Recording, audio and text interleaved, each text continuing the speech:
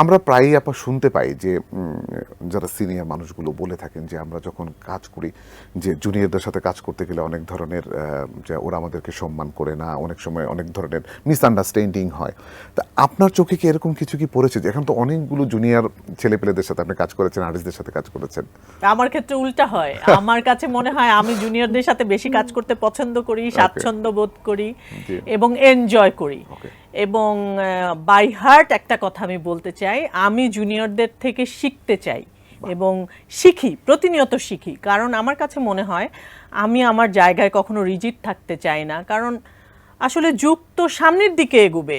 এখন আমি যদি পিছনে টেনে নিয়ে যাই, সব সময় পেছনটাকে ধরে রাখি, আমি আমার পাস্টকে ধরে রাখি, তাহলে কিন্তু আমি লাইফে কিছু মানে এনজয় করতে পারবো না বা লাইফে কিছু শিখতে পারবো না। সারাক্ষণ যদি আমি মনে করি যে আমরা এই করতাম, আমাদের সময় এরকম ছিল, হয়ে যাওয়া। ওরকম ছিল, তাহলে তো আমি ওখানেই পড়ে থাকলাম। আমি ওখানে পড়ে থাকতে চাই না। আমি চাই যে নতুন জেনারেশনের সাথে মার্চ করতে, এবং আমি সেটা এনজয় করি।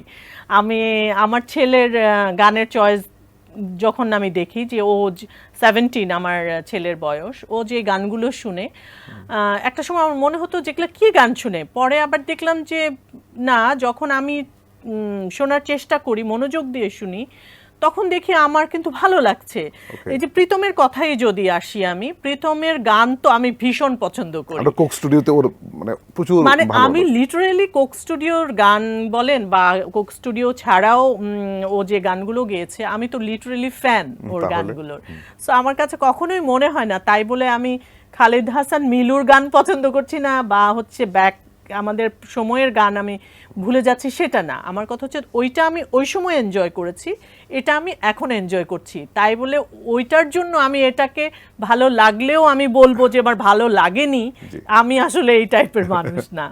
আমরা জানি যে এই এই ফিল্মটা ছাড়াও ওটিটিতে আরো দু একটা কাজ আসছে, বড় স্ক্রিনেও দু একটা কাজ, একটু যদি ইনফর্ম করতেন যে কি কি।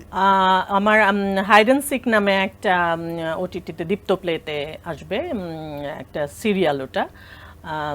আর হচ্ছে ফ্রেঞ্জি তো গেল, আর বিঞ্জে আরও একটা ইয়ে আসবে ফিল্ম, সেটা হচ্ছে অনন্য প্রতীক, অনন্য প্রতীক চৌধুরী, ওর চয়নিকা চৌধুরী, অরুণ চৌধুরীর ছেলে, ওর ডেবিউ একটা কাজ ও ডিরেকশন দিয়েছে বিঞ্জের জন্য। ওটাও দারুণ একটা কাজ। আর ফিল্মের কথা ফিল্মে জাহিদ হোসেন, যিনি ডিরেক্টর, ওনার একটা কাজ সামনে আসবে, যেটা ডাবিং এবং শুটিং কমপ্লিট করা আছে, ঋতু কামিনী নাম। ওটাতে আমি মেন রোল করেছি। খুবই দারুণ একটা গল্প।